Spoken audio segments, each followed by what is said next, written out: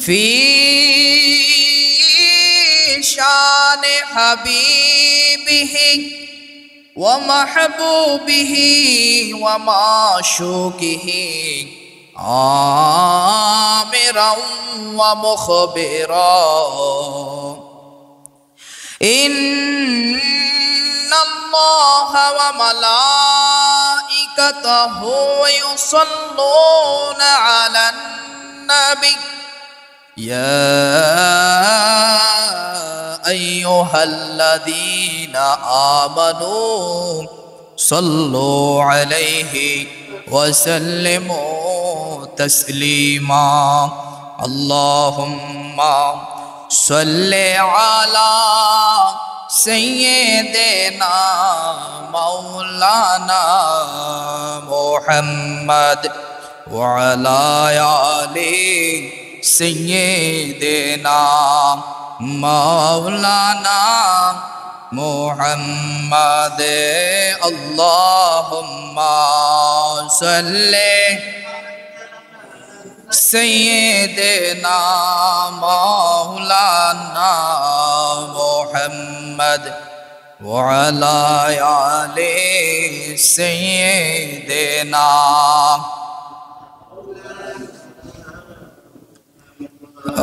যিনি তোমার অতি আপন তিনি তোমায় পরাবে কাপন মাটির নিচে করবে দাফন ফাক নবীর ওসিলায় আল্লাহুম্মা صلي على سيدنا مولانا محمد وعلى آل سيدنا مولانا কোন দিন জানি ডাকে সে যায় এই দুনিয়া সাড়িতে আপন পোশাক খোলে খোলে সাদা কাপড় পরিতে আল্লাহুম্মা সাইয়্যিদিনা মাওলানা মুহাম্মদ وعلى آله سيدنا مولانا الله والله الله والله الله والله الله والله الله والله الله والله الله والله الله الله والله الله والله الله والله الله والله الله والله الله الله والله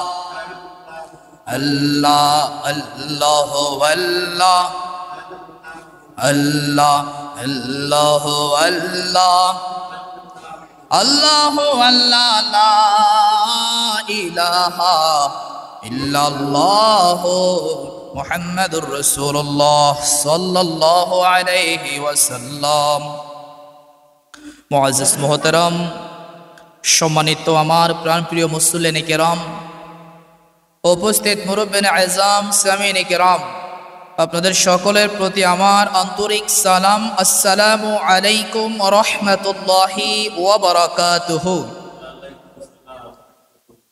সর্বপ্রথম শুকরিয়া জ্ঞাপন করি আল্লাহ পাক রব্বুল আলামিনের দরবারে যে মহান আল্লাহ সুবহানাহু ওয়া তাআলা আমাদেরকে সপ্তাহ ঘুরে আবারও সপ্তাহের শ্রেষ্ঠ দিন জুমার দিনে আল্লাহর ঘরে সমবেত হওয়ার উপস্থিত হওয়ার তৌফিক দান করে দিয়েছেন আমাদের সেই মনিব আমাদের মওলার দরবারে শুকরিয়া আদায় করি পড়ি আলহামদুলিল্লাহ সম্মানিত হাজিরিন উপস্থিত মুসল্লিনে কেরাম আল্লাহ পাক রব্বুল আলামিন কুরআনুল কারীমের মধ্যে 33 নম্বর সূরা আহজাবের 57 নম্বর আয়াতে আল্লাহ তাআলা ঘোষণা করেন ইন্নাল্লাযীনা ইউযুনাল্লাহা ওয়া রাসূলাহু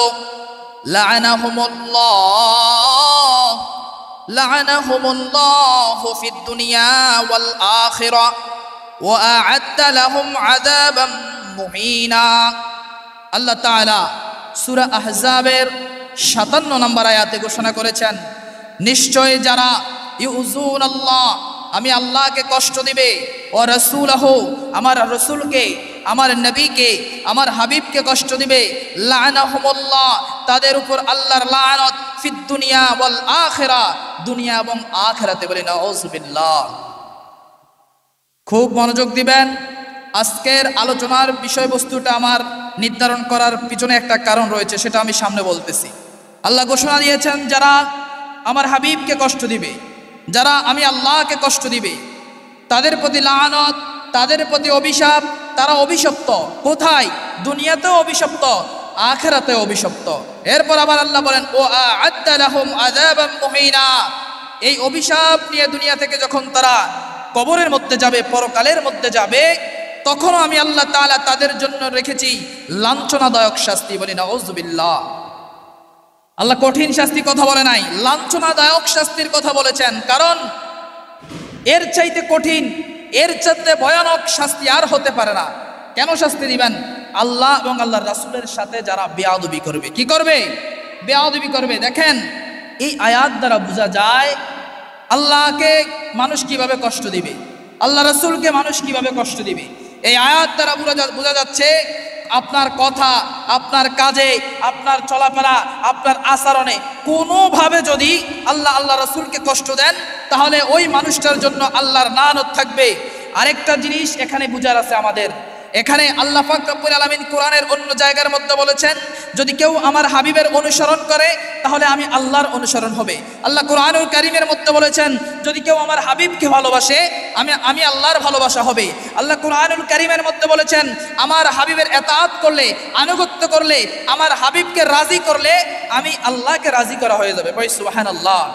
তদ্রূপ ভাবে কেউ যদি নবীকে কষ্ট দেয়, সে আল্লাহকে কষ্ট দিল। কেউ যদি আল্লাহর নবীর সাথে বেয়াদবি করে, সে আল্লাহর সাথে বেয়াদবি করলো। কারো কথা, আচরণ, ব্যবহার কোনোভাবে যদি কেউ আল্লাহর নবীকে কষ্ট দেয়, স্বয়ং সেই কষ্টটা, স্বয়ং সেই ব্যথাটা আল্লাহকেই দেওয়া হবে। বলি নাউযুবিল্লাহ। তাহলে এখন এই বাংলাদেশের মধ্যে দেখেন, বর্তমান প্রেক্ষাপটে কত দল মত রয়েছে। আমরা কোনো দলের বিপক্ষে বলি না, যে যার দল নিয়ে আসে, যে যার মতো করে পালন করুক। কিন্তু আমার কথা হচ্ছে, আমাদের কথা হচ্ছে, একজন ইমানদার, একজন মুমিন যখন আল্লাহ রাব্বুল আলামিনের শানে কেউ বেয়াদবি করবে, আল্লাহর নবীর শানে যদি কেউ কোনো বেয়াদবি করে, তাহলে ইমানদার কখনো চুপ থাকতে পারবে না, এটার প্রতিবাদ করতে হবে। কি করতে হবে? আমরা সাবলীল ভাষা, শালীন ভাষা প্রতিবাদ জানাই। দেখেন, এই দেশের মধ্যে এমন একটা শ্রেণী রয়েছে, এমন কিছু মানুষ রয়েছে যারা আল্লাহর নবীর শানে বেয়াদবি করে, যারা আল্লাহর নবীকে কষ্ট দেয়, যারা আল্লাহর নবীর শানে কথা বলার সময় যাদের কথার মধ্যে আদব থাকে না, যাদের কথার মধ্যে তাজিম থাকে না, এরা কারা? এদের পরিচয় আমার নবী হাদিসে পাকের মধ্যে দিয়েছেন। হাদিস থেকে আমি বলতেছি। দেখেন, এই হাদিসখানা সহিহ বুখারীর 5058 নম্বর হাদিস।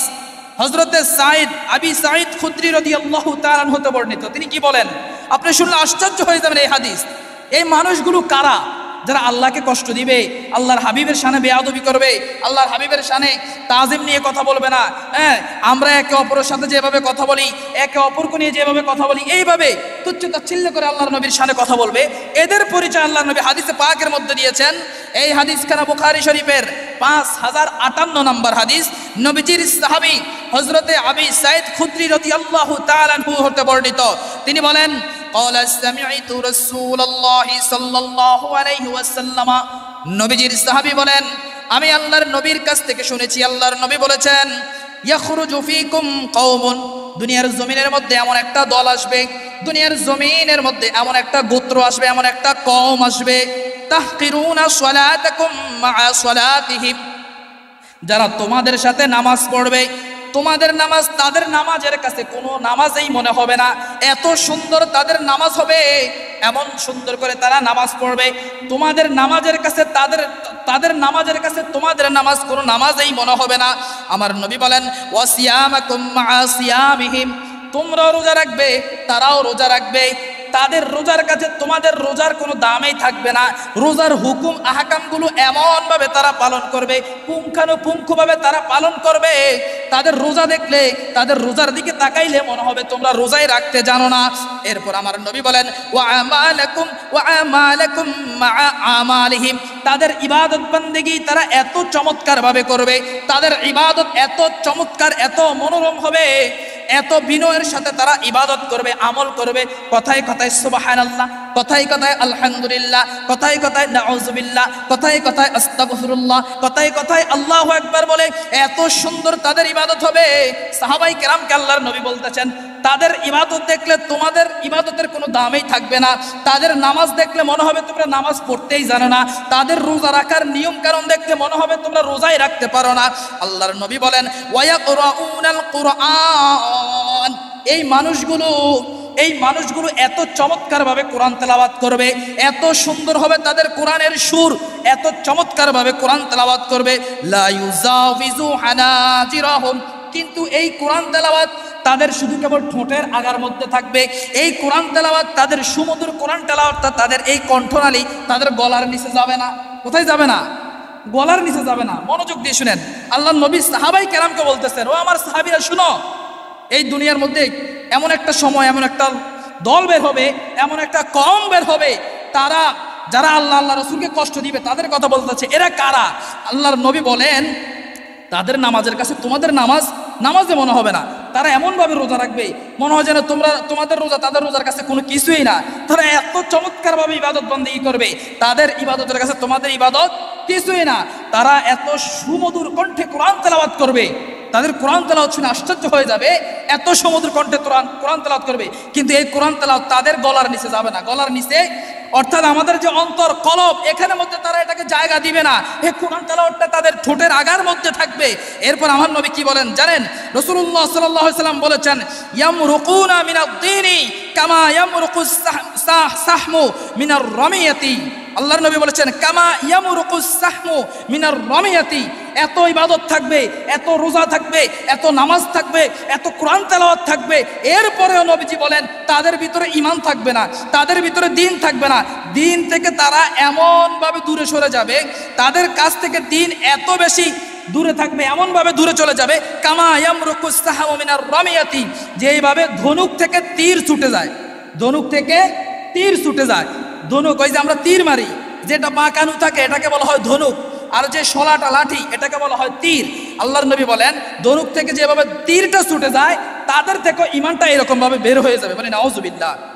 ধনুক থেকে যখন তীরটা ছুটে যায়, তীরটা যখন উপরে থাকবে বাতাসের উপরে, এই তীরটিকে আবার ফিরাই আনতে পারবেন? ফিরাই আনা যেরকম সম্ভব না, তেমনি ভাবে তাদের ভিতরে আর দ্বীন আর ঈমান আসবে না। এটা সহিহ বুখারীর 5058 নম্বর হাদিস এসেছে। এরপরে দেখেন আল্লাহর নবী বলতেছেন এরা কারা। আরেকটা হাদিসের মধ্যে শুনেন, আল্লাহর নবী বলেন ইয়াকতুলুনা আহলাল ইসলাম, তারা ইসলামের মধ্যে তারা মুসলমান দাবি করবে, ইসলামের তারা এক মুসলমান আরেক মুসলমানকে তারা হত্যা করবে। কি করবে? এই যে আপনারা দেখেন না, কয়দিন আগে দেখেছেন আমাদের জাতীয় মসজিদের মধ্যে আল্লাহু আকবার বলে এক মুসলমান আরেক মুসলমানরে মারে, এক ভাই আরেক ভাইরে আল্লাহু আকবার বলে মারতেছে। আল্লাহর নবী হাদিসে বলেছেন এই এমন একটা জামানা আসবে, এমন কিছু লোক আসবে ইয়াকতুলুনা আহলাল ইসলাম, ইসলামের মধ্যে তারা থাকবে, তারা একে আরেকজনকে মারবে আল্লাহু আকবার বলে বলে। কি বলে? আল্লাহু আকবার বলে। শুধু কেবল আমাদের জাতীয় মসজিদে, এটা আমাদের মুসলমানের জন্য, আমাদের ধর্মের জন্য একটা অবমাননা। দেশের জাতীয় মসজিদের মধ্যে মারামারি, এটা কি অসম্মান আমাদের জন্য। এরপরে দেখেন টঙ্গীর ময়দানে ইজতেমা হয়েছে, ইজতেমার মধ্যে একজন আরেকজনকে আল্লাহু আকবার বলে মারে। মিডিয়াতে এসেছে 4 জন মারা গেছে, আরো কতজন যে আছে। আমরা ইজতেমার বিরোধিতা করি না, তার মতো করে যে করুক। ইজতেমার মধ্যে মূলত ভালো কাজ হয়। কি কাজ হয়? ভালোই কাজ হয়, কাজটা খারাপ হয় না। ইজতেমার মধ্যে কি করে জানেন? ইজতেমার মধ্যে 3 দিন অবস্থান করে, এখানের মধ্যে আপনি কিভাবে চলবেন, কিভাবে খাবেন, আপনার ব্যক্তিগত জীবন, পারিবারিক জীবন কিভাবে পরিচালিত করবেন, রসুলের সুন্নাতগুলো সেখানে প্র্যাকটিক্যালি শেখানো হয়। কিভাবে? প্র্যাকটিক্যালি শেখানো হয়। যাই হোক, ওনারা শিক্ষা, সেটা ওনাদের ব্যক্তিগত ব্যাপার, কাজটা ভালো খারাপ না। কিন্তু এই যে আপনারা একজন আরেকজনকে আল্লাহু আকবার বলে বলে যে মেরে ফেললেন, এটা তো আমাদের ইসলামের একটা বদনামি, আমাদের ধর্মের অবমাননা, ধর্মের অবমাননা। নবীজি বলেছেন তাদের নামাজ খুব সুন্দর হবে, তাদের কোরআন তেলাওয়াত সুন্দর হবে, তাদের আমল ইবাদত বন্দেগী রোজা খুব চমৎকার হবে, কিন্তু এরা একজন আরেকজনকে মেরে ফেলবে। এক মুসলমান দাবি করবে, কিন্তু তারা একজন একজন কি করবে, মেরে ফেলবে। দেখেন নাই বাইতুল মুকাররম মসজিদের মধ্যে একজন আরেকজনে মারতেছে, এটা কি অন্য ধর্মের মানুষের মারছে? নিজ ধর্মের নিজ দলের মানুষেরাই মারছে। এই যে টঙ্গীর ইস্তেমার ময়দানে নিজ ধর্মের মানুষেরা নিজ ধর্মের আরেকজনকে কি করছে, মেরে ফেলছে। এটা আমার নবীর কথা। এরপর আল্লাহর নবী বলেন ওয়ায়াদউনা আহলাল আওসান। এই হাদিসটা এসেছে আবার বুখারী শরীফের 3344 নম্বর হাদিসে। নবীজি বলেন যারা মূর্তি পূজা করবে, শিরকি কাজ করবে, আল্লাহর সাথে শরীক করবে, মন্দিরের মধ্যে পূজা দিবে, এদেরকে তারা মারবে না, এদেরকে হত্যা করা থেকে বাধা দিবে। এদেরকে কি দিবে? হত্যা করা থেকে বাধা দিবে। এটাও আপনারা দেখেছেন এই দেশের মধ্যে যে আলেমদের এত অবনতি হবে, অন্যের ধর্মীয় উপাসনালয় গির্জার মধ্যে মন্দিরের মধ্যে গিয়ে আমরা পাহারা দেই আলেমরা, এটার মতো লজ্জাকর কাজ আর হতে পারে না। এরপরে দেখেন আল্লাহর নবী বলেন লাইন আনা আদরাকতুম লা আকতুলান্নাহুম কতলান আদিন। যদি এই সমস্ত মানুষগুলোকে আমি নবী পাইতাম তাহলে তাদেরকে আমি হত্যা করতাম। কি করতাম? হত্যা করতাম। নবীজি তাদের পরিচয় দিয়েছে। আপনি দেখছেন হাদিসে পাকের মধ্যে, এটা সহিহ হাদিসের মধ্যে এসেছে, তাদের নামাজ থাকবে অনেক সুন্দর, রোজা থাকবে অনেক সুন্দর, আমল থাকবে অনেক সুন্দর, ইবাদত বান্দিগি থাকবে অনেক সুন্দর, কিন্তু তাদের ভিতরে ইসলাম থাকবে না, দ্বীন থাকবে না। তারা এক ভাই আরেক ভাইকে খুন করবে, এক ভাই আরেক ভাইকে হত্যা করবে। এরপর আমার নবী বলেছেন তারা মূর্তি পূজার মধ্যে যাবে, সেখানে মধ্যে আবার কাফের মুশরিকদেরকে হত্যা করতে তারা বাধা দিবে। আল্লাহর নবী বলেন যদি আমি তাদেরকে পাইতাম আমি নবী তাদেরকে হত্যা করতাম। বলি না নাউজুবিল্লাহ। তাহলে হাদিসে পাক থেকে এরপরে দেখেন আরেকটা আপনারা হয়তো দেখেছেন, সাম্প্রতিক সমসাময়িক কিছু কথা না বললে নাই হয়। এই যে আমরা আহলে সুন্নাত ওয়াল জামাতের অনুসারী যারা, আমরা আমার নবীর শানে দুরূদ শরীফ পড়ি। এই যে আমি খুতবার শুরুতে যে দুরূদ শরীফটা পড়েছিলাম, এই দুরূদ শরীফ নিয়ে কিছু ভাইয়েরা, একটা শ্রেণীর কিছু ভাইয়েরা বিয়ার অনুষ্ঠানের মধ্যে হাসি তামাশা করেছে, ব্যঙ্গাত্মক করেছে, এটা নিয়ে তারা মজা করেছে। বলি নাউজুবিল্লাহ। আমরা দুরূদ শরীফ পড়ি কার খুশির জন্য? আমার নবীর খুশি। কার খুশি? তারা একটা বিয়ার অনুষ্ঠানে আমার নবীর সামনে বেয়াদবি করেছে। আমরা যে ইয়া নবী সালামু আলাইকা বলি, এই যে আমি খুতবা শুরুতে যে দুরূদ শরীফ পড়েছি, এই দুরূদ শরীফ নিয়ে তারা হাসি তামাশা করেছে, ব্যঙ্গাত্মক করেছে, এবং এই ভিডিওটা তারা সোশ্যাল মিডিয়াতে ছেড়ে দিয়েছে। কত বড় গুস্তাকি, কত বড় বেয়াদবি! ওই যে আমি বলেছিলাম যারা আমার নবীকে তাদের কথা, কাজে, আচরণে, ব্যবহারে, চলাফেরা যেই কোনোভাবে যারা আল্লাহর নবীকে কষ্ট দিবে, সেই কষ্ট স্বয়ং আল্লাহকে দেওয়া হবে। আর আমার আল্লাহ বলতেছেন যারা আমার হাবিবকে কষ্ট দিল, আমাকে কষ্ট দিল, লাআনাহুমুল্লাহ ফিদ দুনিয়া ওয়াল আখিরা, তাদের প্রতি দুনিয়াতে এবং আখিরাতে লানত। বলি নাউজুবিল্লাহ। তাহলে তাদের পরকালের অবস্থান তারাই ঠিক করতেছে, কোথায় হবে তারাই ঠিক করতেছে। দেখেন সাহাবাই কেরামের কেমন আদব ছিল, সময় সংক্ষেপ, সাহাবাই কেরামের কেমন আদব ছিল, কেমন প্রেম ছিল, আমার নবীর প্রতি কেমন তাজিম ছিল, কেমন মহব্বত ছিল। দুরূদ শরীফ নিয়ে একটা হাদিস শুনেন, আপনি আশ্চর্য হয়ে যাবেন। এই হাদিসখানে এসেছে জামিউত তিরমিজির 2457 নম্বর হাদিস। আমার নবীর একজন সাহাবী, ওনার নাম হচ্ছেন উবাই ইবনে কাব। উনি আল্লাহর নবীর দরবারে আসছেন, ইয়া রাসূলুল্লাহ ইন্নী উকসিরু সলাতা আলাইকা ফাকুম আজআলু লাকা মিনাস সলাতি। ইয়া রাসূলুল্লাহ আমার খুব বেশি বেশি শুধু আপনার প্রতি দুরূদ পড়তে ভালো লাগে। বলি সুবহানাল্লাহ, জোরে বলি সুবহানাল্লাহ। সাহাবী বলতেছে ইয়া রাসূলুল্লাহ আমার শুধু ভালোই লাগে, আমি আপনার প্রতি দুরূদ পড়তাম, যত পড়ি ততই ভালো লাগে। তো সাহাবী আমার নবীকে জিজ্ঞাসা করতেছে ইয়া রাসূলুল্লাহ আমি কতটুকু পড়লে আমার জন্য যথেষ্ট হবে, কতক্ষণ পড়তাম দুরূদ শরীফ? তা আমার নবী বললেন ফাকালা মা শিতা, তুমি যতক্ষণ পারো ততক্ষণ পড়তে থাকো। বলি সুবহানাল্লাহ। ওই সাহাবী বলেন ইয়া রাসূলুল্লাহ ক্বালা কুলতুর রুবুআ, একটা দিন হচ্ছে 24 ঘন্টা। কয় ঘন্টা? ওই সাহাবী বলে ইয়া রাসূলুল্লাহ আমি চিন্তা করলাম একটা দিনের 4 ভাগের 1 ভাগ সময়, অর্থাৎ 24 ঘন্টার 6 ঘন্টা সময় আমি আপনার প্রতি দুরূদ পড়ে পড়ে কাটিয়ে দিব। বলি সুবহানাল্লাহ। সাহাবী বলছে ইয়া রাসূলুল্লাহ আমি একটা দিনকে 4 ভাগ করলাম, তার 1 ভাগ আমি কাটিয়ে দিব আপনার প্রতি দুরূদ পড়ে। ক্বালা মা শিতা ফাইন জিত্তা ফাহুয়া খায়রুল লাকা। তো বলে ইয়া রাসূলুল্লাহ এটা কি যথেষ্ট হবে? তো আমার নবী বললেন তুমি যা পারো তাই পারো, তবে তার চেয়ে যদি বেশি পড়তে পারো খায়রুল লাকা, এটা তোমার জন্য কল্যাণকর হবে। বলি সুবহানাল্লাহ। ওই সাহাবী আবার নবীকে বলেন কুলতু নিসফা, ইয়া রাসূলুল্লাহ আমি চিন্তা করলাম 24 ঘন্টার ভিতরে অর্ধেক 12 ঘন্টা আপনার প্রতি দুরূদ পড়ে পড়ে কাটিয়ে দিব। বলি সুবহানাল্লাহ। সাহাবায়ে কেরামের আদব দেখেন দুরূদের ব্যাপারে, সাহাবায়ে কেরামের তাজিম দেখেন। ইয়া রাসূলুল্লাহ মা শিতা ফাইন জিত্তা ফাহুয়া খায়রুল লাকা, যদি আমি সারা দিনের 24 ঘন্টার 12টা ঘন্টা অর্ধেক সময় আপনার প্রতি দুরূদ পড়ে পড়ে কাটিয়ে দেই, এটা কি আমার জন্য যথেষ্ট হবে? নবীজি করে বলেন তুমি যা পারো তাই পড়ো, তবে তার চেয়ে বেশি পড়তে পারলে এটা তোমার জন্য আরো কল্যাণকর হবে। বলি সুবহানাল্লাহ। ওই সাহাবী আবার বলে ইয়া রাসূলুল্লাহ কুলতু ফাসসুলুসাইনি, ইয়া নবী আল্লাহ, একটা দিনের 4 ভাগের 3 ভাগ সময়, 24 ঘন্টার 18 ঘন্টা সময় ও নবী আমি আপনার প্রতি দুরূদ পড়ে পড়ে কাটিয়ে দিব, এটা কি আমার জন্য যথেষ্ট হবে? বলি সুবহানাল্লাহ। সাহাবায়ে কেরামের মহব্বত দেখেন, তাজিম দেখেন, কি প্রেম।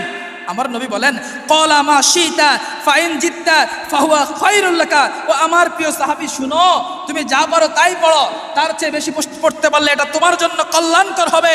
এরপর ওই সাহাবী বলেন কুলতু আজআলু লাকা সলাতি কুল্লাহা ইয়া রাসূলুল্লাহ, ইয়া হাবিবাল্লাহ, আমি এবার চিন্তা করলাম আমার সারা দিনের যখনই আমি সময় পাবো নিজের জন্য সামান্য একটু সময় রাখবো, বাকি সময়টা দিন রাত একাকার করে আমি আপনার প্রতি দুরূদ পড়ে পড়ে কাটিয়ে দিব। পড়ি সুবহানাল্লাহ। ওই সাহাবীর কথা শুনে আমার নবী বললেন তুমি আমার দুরূদের প্রতি এত মহব্বত দেখিয়েছো, আমার দুরূদের প্রতি আমি নবীর প্রতি এত মহব্বত দেখিয়েছো, তো আমি তোমাকে পুরস্কার দিব। কি দিব? জোরে বলে কি দিব? পুরস্কারের কথা। আল্লাহর নবী 2টা পুরস্কার দিয়েছে। কয়টা? যারা বেশি বেশি করে দুরূদ পড়বে তাদের জন্য 2টা পুরস্কার।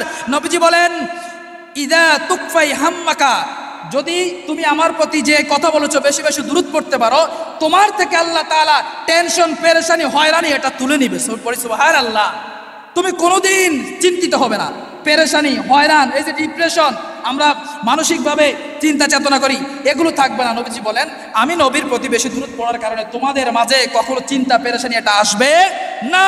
আবার আমার নবী বলেন ওয়ায়গফিরু ওয়ায়গফারু লাকা যামবুকা, তোমার টেনশন চলে যাবে আমার প্রতি বেশি দুরূদ পড়ার কারণে, তার সাথে সাথে আল্লাহ তাআলা তোমার জিন্দেগীর গুনাহগুলো মাফ করে দিবে। পড়ি সুবহানাল্লাহ। তো সাহাবায়ে কেরামের তাজিম দেখেন, সময় যেহেতু সংক্ষেপে, সাহাবায়ে কেরামের তাজিম দেখেন।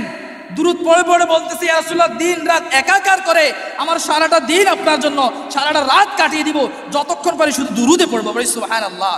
আর এই দেশের আমাদের এক ভাইরা, আমরা রাসূল সাল্লাল্লাহু আলাইহি সাল্লামের মহব্বত নিয়ে দুরূদ শরীফ পড়ি, আমাদের এই দুরূদকে নিয়ে ব্যঙ্গাত্মক করেছে, মজা করেছে, বলে এটা নাকি আমাদের বানানো দুরূদ শরীফ, আমাদের বানানো দুরূদ শরীফ। ওই যে আমরা খুতবার পড়তে পড়েছি, দেখেন আমরা যে দুরূদ শরীফটা পড়ি, এই আল্লাহুম্মা সাল্লি আলা সাইয়্যিদিনা মাওলানা মুহাম্মদ ওয়া আলা আলি সাইয়্যিদিনা মাওলানা মুহাম্মদ, এই দুরূদ শরীফ নাকি এটা আমাদের বানানো। এই দুরূদ শরীফটা সুনানে আন-নাসাঈর 1292 নম্বর হাদিসে এসেছে। কি এসেছে? আল্লাহুম্মা সাল্লি আলা মুহাম্মদ ওয়া আলা আলি মুহাম্মদ, এই কথাটা এসেছে। এখানে 2টা শব্দ শুধু বাড়তি, সাইয়্যিদিনা এবং মাওলানা, সাইয়্যিদিনা এবং মাওলানা। আরে নবীর মুহাব্বত নিয়ে আমরা বলি সাইয়্যিদিনা, সাইয়্যিদিনা অর্থ হে আমাদের সরদার, হে আমাদের দুনিয়া আখিরাতের জমিনে আমাদেরকে তরানেওয়ালা, আমাদেরকে যিনি বাঁচাবেন, শাফায়াত করবেন, উনি হচ্ছেন আমাদের নবী, উনি হচ্ছেন আমাদের সরদার। এই কারণে আমরা মুহাব্বতের কারণে সাইয়্যিদিনা বলি। আর বলি মাওলানা, মাওলানা অর্থ হচ্ছে অভিভাবক। কোনো সম্মানিত ব্যক্তির নামের আগে মাওলানা শব্দটা ব্যবহার করা হয়, যেমন আমাদের আলেম ওলামার নামের আগে কি ব্যবহার করি? মাওলানা ব্যবহার করি। সম্মানিত ব্যক্তির নামের আগে মাওলানা ব্যবহার করা হয়। আরে দুনিয়ার জমিনের মধ্যে আমার নবীর চাইতে সম্মানিত আর কে আছে? আর কেউ আছে? সেই জন্য আমরা সাইয়্যিদিনা এবং মাওলানা বলি। আমরা নাকি নিজেদের মন গড়া দুরূদ শরীফ পড়ি। সম্মানিত হাজিরিন, একেবারেই আলোচনার শেষের দিকে এসেছি, মনোযোগ দিয়ে শুনেন এবার। আপনারা জানেন এই দুরূদ শরীফের ব্যাপারে আপনারা অনেকে জানেন, তবে আজকে ঘটনাটা আমি আপনাদেরকে খুব সংক্ষেপে বলে দেই। দেখেন, পারস্যের বিখ্যাত একজন কবি ছিলেন, উনার নাম ছিল শেখ সাদী। শেখ সাদীর নাম শুনেছেন?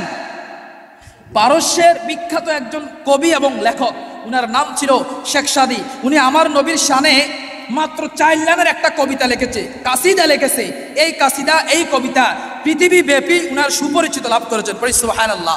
শেখ সাদী আমার নবী দুনিয়া থেকে পর্দা করার কয়েকশো বছর পরে শেখ সাদী এই কবিতা লিখেছিলেন নবীর মুহাব্বতের কারণে, নবীর প্রেমের কারণে, নবীর আদব নিয়ে উনি লিখেছিলেন বালাগাল উলা বিকামালিহি কাশাফাদ দুজা বিজামালিহি হাসুনাত জামিউ খিসালিহি। শেখ সাদী এই 3 লাইন লেখার পরে আর কলম চলে না। শেখ সাদী 3 লাইন লিখেছে যে বালাগাল উলা বিকামালিহি, আল্লাহ আপনাকে মর্যাদার সর্বোচ্চ সীমায়, সর্বোচ্চ আসনে জায়গা করে দিয়েছেন। কাশাফাদ দুজা বিজামালিহি, আপনার নূরের জলকানিতে, আপনার আলোকিত নূরের জলকানিতে আল্লাহ দুনিয়ার অন্ধকার দূর করে দিয়েছে। হাসুনাত জামিউ খিসালিহি, আর চরিত্রের যত ভালো গুণ রয়েছে সব ভালো গুণগুলো আল্লাহ ও নবী আপনার চরিত্রের মধ্যে ঢেলে দিয়েছেন। পড়ি সুবহানাল্লাহ। 3 লাইন লেখার পরে আর শেখ সাদীর কলম চলে না। এরপরে কি লিখবে? পেরেশান, হয়রান, বেকার চিন্তা করতে করতে শেখ সাদী ঘুমিয়ে গেছে। কি গেছে? কেমন প্রেম ছিল, কেমন আশেক ছিল। যখন শেখ সাদী ঘুমিয়ে গেছে, আমার নবীর ইন্তেকালের পর্দা করার কয়েকশো বছর পরে শেখ সাদী ঘুমের মধ্যে আমার নবী এসেছেন, সুবহানাল্লাহ। শেখ সাদীকে এসে আমার নবী বলেন, ও শেখ সাদী আমার প্রেমিক, কি হয়েছে, এত চিন্তা কেন, এত পেরেশান কেন? শেখ সাদী বলে, ইয়া রাসূলুল্লাহ, 3টা লাইন লিখলাম, আপনার প্রশংসা করলাম, আর কি লিখবো, এরপর আর মিলাইতে পারতেছি না। আমার নবী বলে, শেখ সাদী, তুমি আমাকে প্রেম দেখিয়েছো, তুমি আমার প্রতি আদব দেখিয়েছো, মোহাব্বত দেখিয়েছো। ও শেখ সাদী, তুমি 4র্থ লাইনটা লিখে দাও, সাল্লু আলাইহি ওয়া আলিহি, নবী গো, আপনার প্রতি দুরূদ, আপনার পরিবারের প্রতি দুরূদ পড়ি, সুবহানাল্লাহ। তো শেখ সাদী আমার নবীর পর্দা করার ইন্তেকালের কয়েকশো বছর পরে প্রেম নিয়ে এই কাসিদাটা লিখেছেন। এটা এখন পুরো সারা পৃথিবীর জমিনের মধ্যে, শুধু বাংলাদেশ নয়, এটাকে আমরা দুরূদ শরীফ হিসাবে আমরা পড়ি। তো শেখ সাদীর প্রেমের এই যে নিজে, এটা তো হাদিসে আসে নাই, এই দুরূদ শরীফ এটা কোরআনে আসে নাই, উনার প্রেম নিয়ে উনি নবীজির প্রশংসা করেছেন। এবং আমরা যদি এখন দুরূদ শরীফের মধ্যে সাইয়্যিদানা এবং মাওলানা, ও আমাদের সরদার, কোথায় সরদার, দুনিয়াতেও সরদার, আখিরাতেও সরদার, আখিরাতে উম্মতকে তরাইবে আমার নবী। মাওলানা মানে হচ্ছে কি, সম্মানিত ব্যক্তির নামের আগে মাওলানা ব্যবহার করা হয়। তো আমার নবীর চাইতে আর সম্মানিত কে হতে পারে? আমার নবীর চাইতে সম্মানিত সৃষ্টি জগতের কেউ হতে পারে না। এই কারণে আমরা মহব্বতের কারণে মাওলানা লাগাই। এটা যদি কারো খারাপ লাগে, কেউ যদি বলে আমরা এটা বানোয়াটি করেছি, কেউ যদি বলে আমরা বিদাতি, এর কারণে কি আমরা মন খারাপ করব? আর নবীর মহব্বতের কারণে, নবীর প্রেমের কারণে সারা পৃথিবীর মানুষ যদি একদিকে চলে যায়, আর নবীর প্রেমের কারণে আমরা যদি আরেক দিকে থাকি, আমাদের কোনো সমস্যা আছে? সারা পৃথিবীর মানুষ যদি নবীর প্রেমের কারণে আমাদেরকে খারাপ বলে, এতে করে আমরা সুন্নিরা মন খারাপ করব? আল্লাহর নবীকে আমরা মহব্বত করি। কেন মহব্বত করি? আল্লাহ রাব্বুল আলামিন কোরআনের পৃষ্ঠায় পৃষ্ঠায় বলেছেন, আমার নবীর মহব্বত মানে আমি আল্লাহর মহব্বত, আমার নবীর আনুগত্য মানে আমি আল্লাহর আনুগত্য, আমার নবীর আতাত, আমার নবীর অনুসরণ হচ্ছে আমি আল্লাহর অনুসরণ করি, সুবহানাল্লাহ। সেই জন্য যারা আমার নবীর মিলাদকে নিয়ে, আমার নবীর দুরূদ শরীফকে নিয়ে, আমার নবীর কিয়াম শরীফকে নিয়ে ব্যঙ্গাত্মক করেছে, আল্লাহর কাছে তাদের বিচার দিয়ে দিলাম, আল্লাহ তাআলা যেন তাদেরকে হাসরের ময়দানে দেখে নেয়। আল্লাহ যেন তাদেরকে কি করে? হাসরের ময়দানে দেখে নেয়। আমরা কাউকে গালি দিব না। কোনো দল, আমি কোনো দলের কথা বলেছি? আমি আগেই আলোচনার শুরুতে বলেছিলাম, আপনি আমাকে গালি দিবেন, দেন, আমার মাকে গালি দিবেন, দেন, আমার বাবাকে গালি দিবেন, দিতে পারেন, আমার অর্থ সম্পদের উপর আপনি হামলা করবেন, করতে পারেন, আমার জানের উপর হামলা করবেন, করতে পারেন, কিন্তু আমার নবীর দিকে যখন আঙ্গুল দিবেন, মুমিন হিসাবে আমরা কখনো চুপ থাকতে পারবো? আমরা সব সময় আমার নবীর শানে যদি কেউ বেয়াদবি করে, সেটাকে আমরা আমাদের ভাষা দিয়ে, আমাদের শক্তি দিয়ে, আমাদের হাত দিয়ে সর্বাবস্থা আমরা প্রতিবাদ করব, ঠিক কিনা? আল্লাহ তাআলা